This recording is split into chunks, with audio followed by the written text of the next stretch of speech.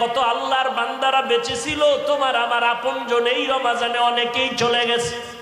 আগামী রমাজানে তুমি আমি থাকবো কিনা জানা নাই। ও যুবক, তাদের বাড়ির খবর নাও, কান্নার আওয়াজ। আজ আমার মায়ের বিছানা খালি, আমার মা নাই, আমার বাবাই কই।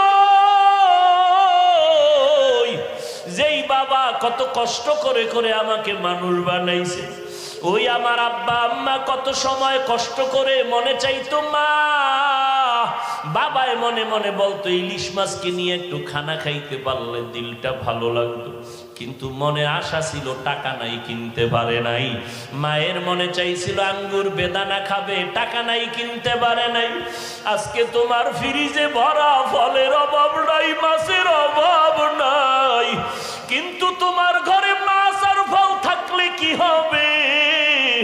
যারা জীবনে কাঁদিয়া গেল কই, ওই মাও নাই বাবাও নাই, কাকে তুমি ফল খাওয়াইবা, মাছ খাওয়াইবা? ওই মা বাবারে কিছুই পারো নাই তো দুই ফোঁটা চোখের পানি ছেড়ে আল্লাহকে বলো, আল্লাহ আমার মা আঙ্গুর বেদানা খেতে পারে নাই, তুমি জান্নাতের ফল খাওয়াইও। আমার মা বাবারে আমি একটু শান্তি দিতে পারি নাই, কষ্ট করে গেল জীবনভর, আমি এখন একটু কামাই রুজি করিয়া মা বাবারে খাওয়াবো। আমার টাকা পয়সা আছে কিন্তু মা বাবারে পারলাম না। ওই মা বাবা জীবনভর কষ্ট করিয়া কান্না করে আজকে কবরে জুসিয়া আছে। ও আল্লাহ, আমার মায় যদি আজকে বেঁচে থাকতেন, আমি টাকা দিয়া নতুন নতুন শাড়ি পরাইতাম, এসির রুমে ঘুম পাড়াইতাম। আমার বাবারে আমি কত এসিওয়ালা রুম দিয়ে আরাম দিতাম, কিন্তু আমার টাকা আছে, এসি আছে, কিন্তু মা নাই, বাবাও নাই। ও নিষ্ঠুর সন্তানেরা, এত নিষ্ঠুর কেন হইছ? এক ফোঁটা চোখের পানি ছেড়ে আমার মালিকরে কান্না করে বলো, ও আল্লাহ আমার মা কবরে, বাবা কবরে, দেওয়ার মতো কিছু নাই, তুমি জান্নাতের বিছানাটা বিছাইয়া দিও। ওই মা বাবারে জান্নাত দাও, ওই মা বাবার বাধ্যগত সন্তান হইয়া দোয়া করার তৌফিক দাও। আজকে স্ত্রীর পেছনে দৌড়াও, টাকা খরচ করো, ওই মা বাবার চোখের পানি না থাকলে তুমি পরীক্ষায় ভালো নাম্বার পাইতা না। ওই মা বাবার চোখের পানি তোমার পেছনে না থাকলে তুমি আজকে সম্মানের চেয়ারে বসতে পারতা না। নবীর আশেক পাগল হয়ে গেছে, আসমানে তাকায় একাই আল্লাহ এই দুইটা চোখ রিজার্ভ করে রেখেছি, আমার মায়ার নবীর দেখে কলিজা ঠান্ডা করব। কারণ যেই নবীর দিয়ে তাকাইলে পেটের ক্ষুধা থাকে না, যেই নবীর চেহারার দিয়ে তাকাইলে কলিজা ঠান্ডা হয়, ওই নবী যদি না থাকে এই চোখ আর রাখতে চাই না রে মালিক, তুমি আমাকে অন্ধ বানায় দাও। এই চোখ দিয়ে শুধু মদিনার নবী দেখবো, অন্য কাউকে দেখবো না, তুমি অন্ধ বানায় দাও। ও নবীর আশিক, উপরের পোশাক দিয়া মাওলা পাওয়া যায় না, মাওলাকে পাওয়ার জন্য কলবের মধ্যে জ্বালা তৈরি করা লাগবে। মদিনা নাম কত সুন্দর,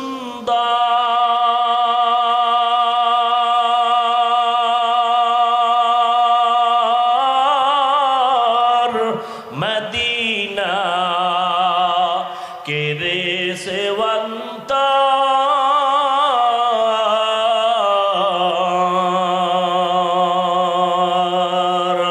পাখির নাই ডানা থাকলে, পাখির নাই ডানা থাকলে যেতাম মদিনায়, মদিনা যাইতে পারলাম না, মদিনা দেখতে পারলাম না, মদিনা যাইতে পারলাম না।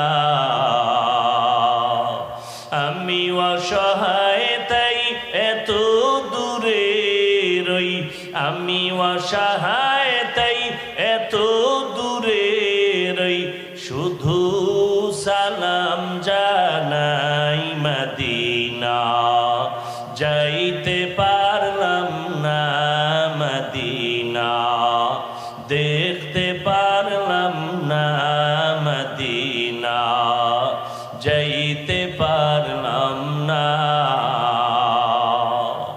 এরে নবীর উম্মতের দল, মায়ার নবীর হাতে কালেমা পড়ে মুসলমান হয়ে গেলেন। হযরতে ওমর রমজানের ঈদের দিন দরজায় তালা লাগায় কান্না করতেছেন। আবু হুরায়রা রাদিয়াল্লাহু তাআলা আনহু বলেন, ও খলিফাতুল মুসলিমিন, আপনি কেন কান্না করেন? বলে, রমজানে রোজা রাখছি, কবুল হইল কিনা পেরেশান হয়ে গেলাম। রমজানে তারাবি পড়লাম, কবুল হলো কিনা পেরেশান হয়ে গেলাম। এই জন্য আমি কান্না করি, জাহান্নামের আগুন থেকে মুক্ত হতে পারলাম কিনা। ও যুবক, ও বৃদ্ধ বাবাজি, ও পর্দার আড়ালের মা বোনেরা, আজকে আমিও মুসলমান, আপনারাও মুসলমান।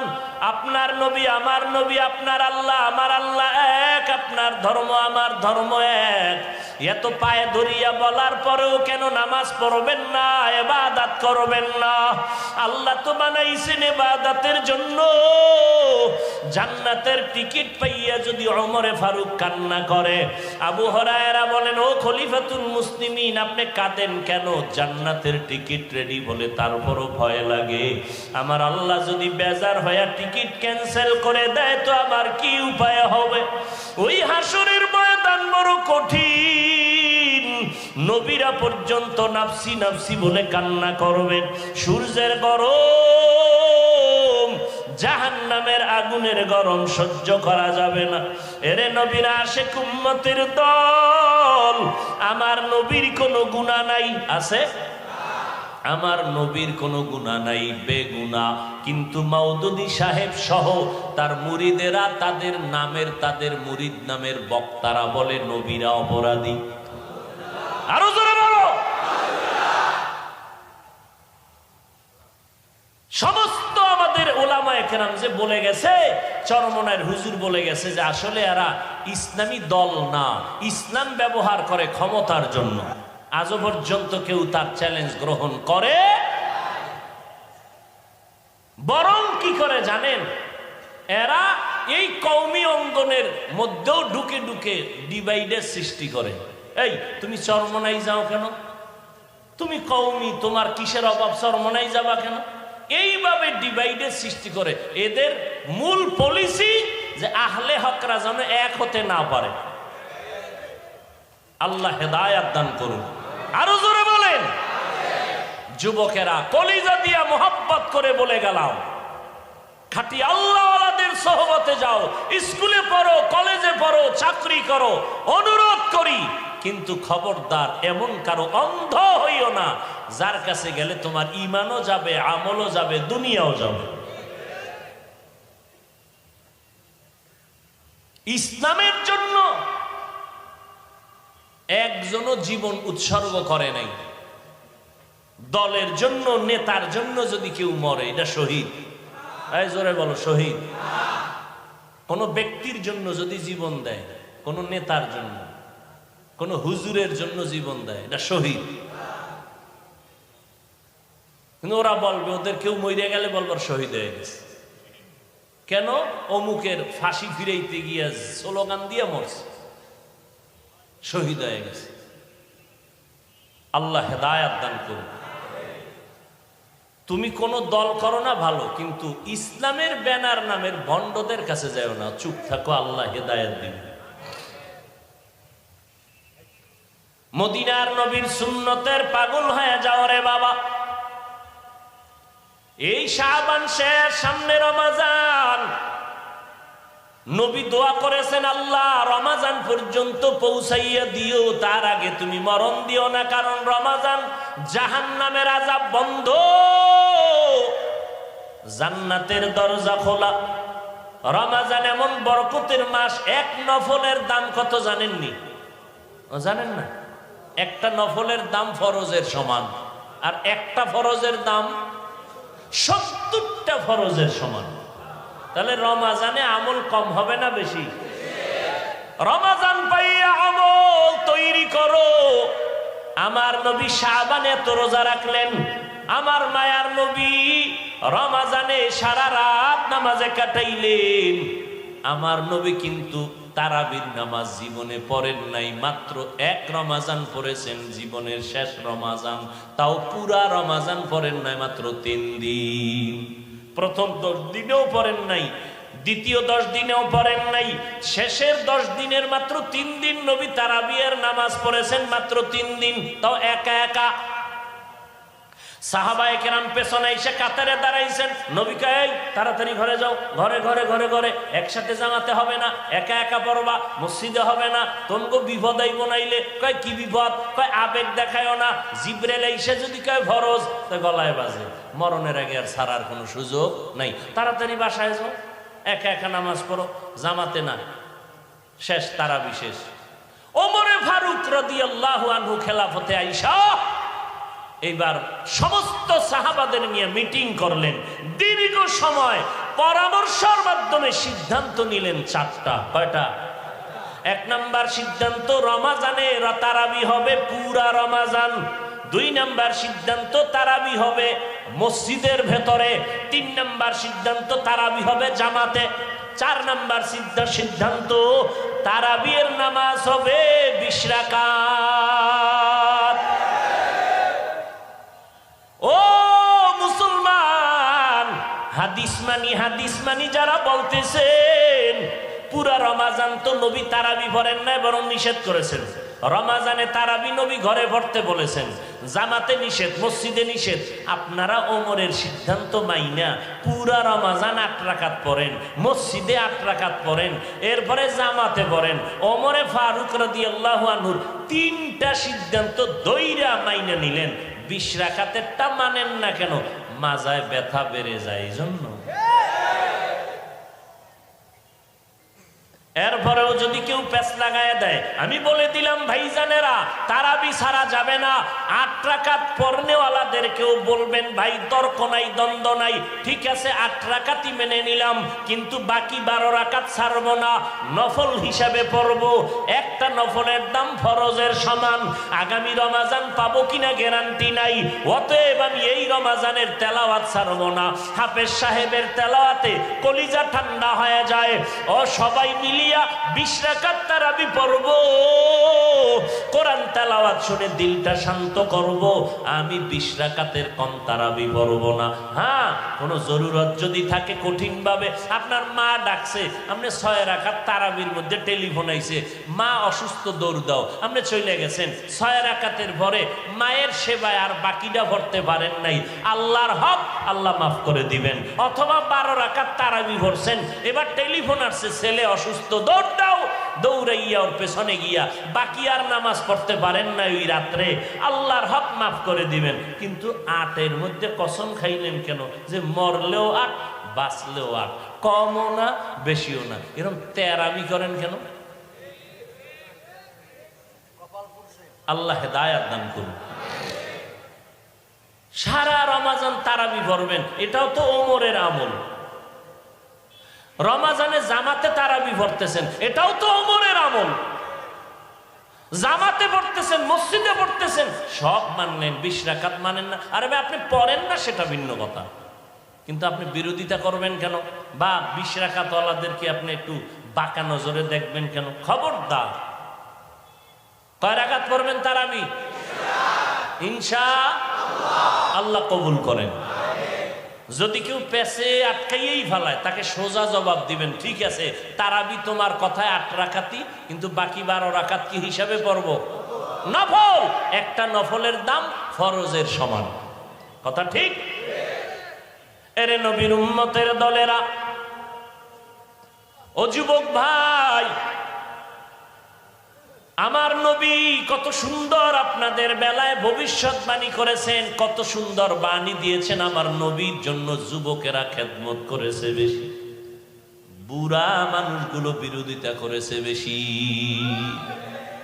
ও যুবক, স্কুল কলেজে পড়বেন খবরদার ওইটা আবার সাইডে দিয়ে না আবেগে যে না আমি একেবারে বুজুর্গ হয়ে যাবো ওখানে পড়াই দরকার না, এই পক্ষে আমি না।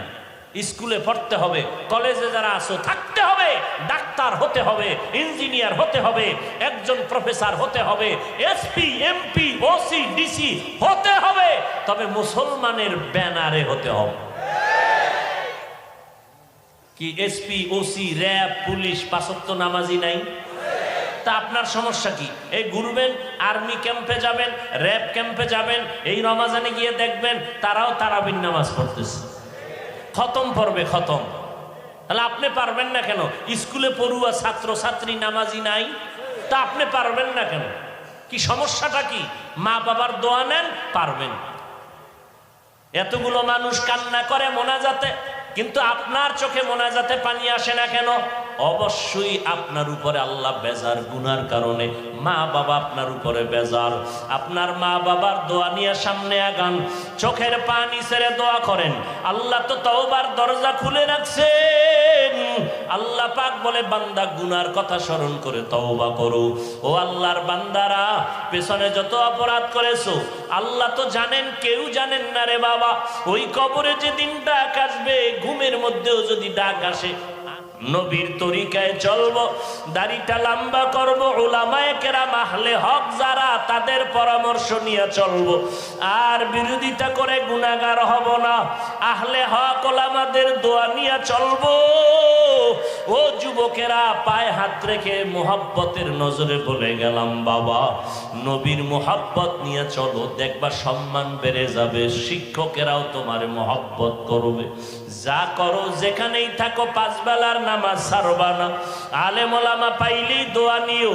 খবরদার মিথ্যা কথা, গালাগালি আর গীবত শিকায়াত করে গুনাহগার হবা না। মুরব্বীদের থেকে দোয়া নিবা, ব্যবহার খারাপ করে কষ্ট দিবা না। আদর্শ ভালো করো, মোবাইলের গুনাহ থেকে নিজেরে কন্ট্রোল করো। আল্লাহর কাছে যদি এরকম তওবা করার নিয়ত কারো অন্তরে হইয়াই থাকে, পেছনের গুনাহ থেকে তওবা করো, সামনে আর করবা না, নামাজ ছাড়বা না, নবীর তরিকায় চলবা। যদি অন্তরে কারো এই পাক্কা এরাদা থাকে তওবার জন্য, আল্লাহর কাছে বলবো, দুটো হাত তুমি উঁচু করে আল্লাহকে দেখায়া দাও। আল্লাহ আমাদের হাত কবুল করে নেন। একজন আর হাত খালি ফিরাইয়েন না রে মালিক। আয় আল্লাহ, নবীর সুন্নাত আলা বানায়া দেন, আমাদের গুনাহমুক্ত জীবন দান করেন, তওবার উপরে মজবুত হইয়া চলার তৌফিক দান করেন, আমিন। আলহামদুলিল্লাহি রাব্বিল আলামিন, ওয়াসসালাতু ওয়াসসালামু আলা সাইয়্যিদিল আম্বিয়াই ওয়াল মুরসালিন ওয়া আলা আলিহি ওয়া আসহাবিহি আজমাইন। ইয়া আরহামার রাহিমিন, ইয়া আরহামার রাহিমিন, ইয়া আরহামার রাহিমিন। রব্বিরহামহুমা কামা রব্বায়ানি সগীরা। আল্লাহুম্মা ইন্নাকা আফুন কারীম, তুহিব্বুল আফওয়া ফা'ফু আন্না। আল্লাহুম্মা ইন্না নাজআলুকা ফি নুহুরিহিম ওয়া নাউযু বিকা মিন শুরুরিহিম। আল্লাহুম্মা ইন্নী যালামতু নাফসি যুলমান কাসীরান ওয়া লা ইয়াগফিরুয যুনুবা ইল্লা আনতা ফাগফিরলি মাগফিরাতাম মিন ইনদিকা ওয়ারহামনি ইন্নাকা আনতাল গফুরুর রহিম। ও দয়ার মালিক,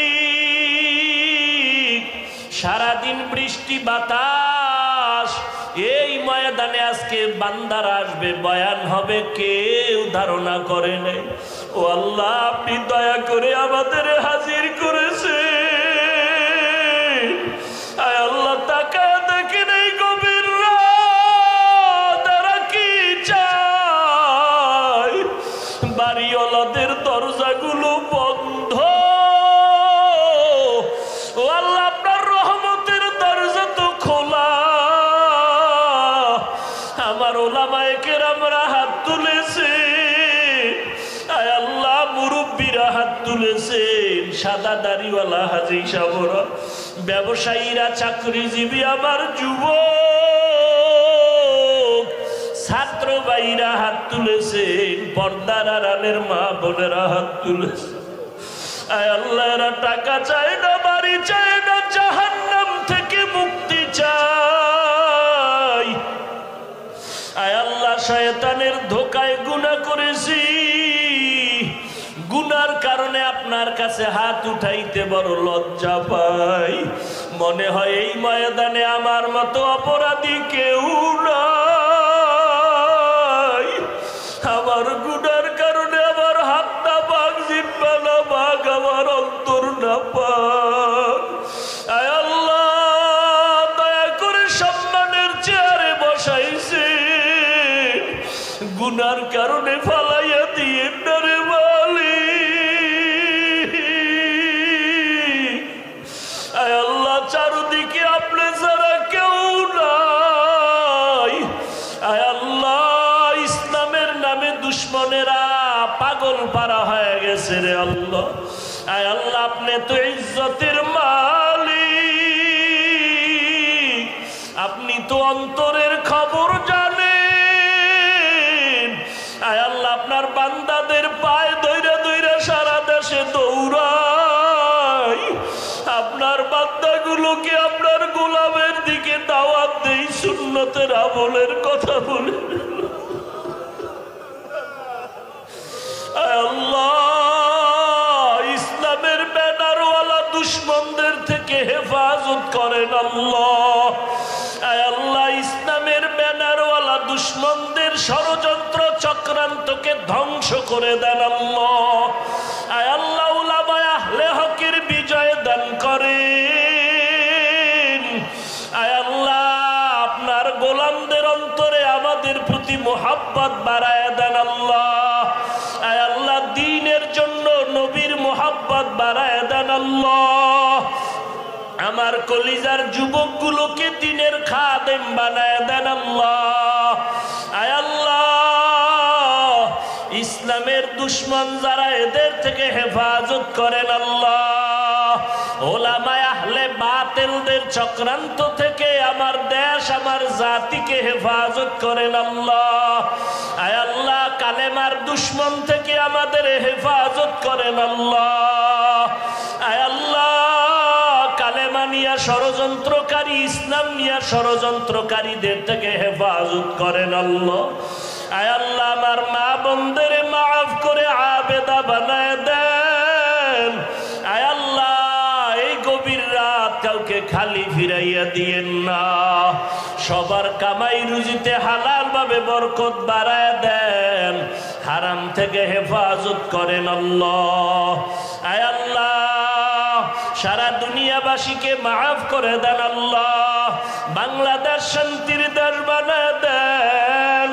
আয় আল্লাহ, প্রশাসনিক ভাবে যারা কাজ করে দিনদার বানায় দেন। জনপ্রতিনিধির দায়িত্ব যারা পালন করে দিনদার বানায় দেন। আয় আল্লাহ, সবার কামাই রুজি ব্যবসায় হালাল ভাবে বরকত বাড়ায় দেন, অভাব দূর করে দেন। আয় আল্লাহ, সন্তানগুলো নেককার বানায় দেন। আমার কলিজার যুবক 5 ওয়াক্ত নামাজি, কোরআন পড়নেওয়ালা বানায় দেন। মোবাইলের গুনাহের থেকে হেফাজত করেন আল্লাহ। আয় আল্লাহ, আমরা যারা হাত তুলেছি, জানি না কার মা নাই, কার বাবাও নাই, ইয়েতিমের মতো হাত তুলেছেন রে আল্লাহ। গুনার কারণে দিলটা পাথর, চোখে পানি নাই, কান্নাওয়ালা চক্ষু দান করেন আল্লাহ। কান্নাওয়ালা চক্ষু দান করেন আল্লাহ।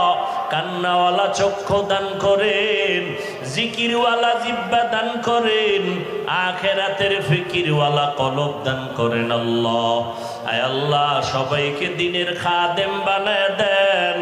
আয় আল্লাহ, মা বাবা মুরব্বীদের কবরকে জান্নাত বানায় দেন। আম্বিয়ায়ে কেরাম, সাহাবায়ে কেরাম, শুহাদায়ে কেরাম, আউলিয়ায়ে কেরাম, আসাতিজায়ে কেরামের মাকাম উঁচু বানায় দেন। আমাদের হায়াতে বরকত বাড়ায় দেন আল্লাহ। সারা দুনিয়ায় নিরাপদে খেদমতের জন্য কবুল করে নেন। আয় আল্লাহ, ইজ্জতের মাকাম বাড়ায়া দেন। জান মাল আহাল পরিবার আপনার কুদরতের হাতে আমানত হেফাজত করেন। ইলম হিলিম হিকমত আমলে বরকত বাড়ায়া দেন। রিয়া হাসাদ কিবির দূর করে ইখলাস তাকওয়া দান করেন। আওয়াজের ভিতরে কথায় রুহানিয়াতে স্পষ্টতা বাড়ায়া দেন। আয় আল্লাহ, 5 ওয়াক্ত নামাজি বানায়া দেন।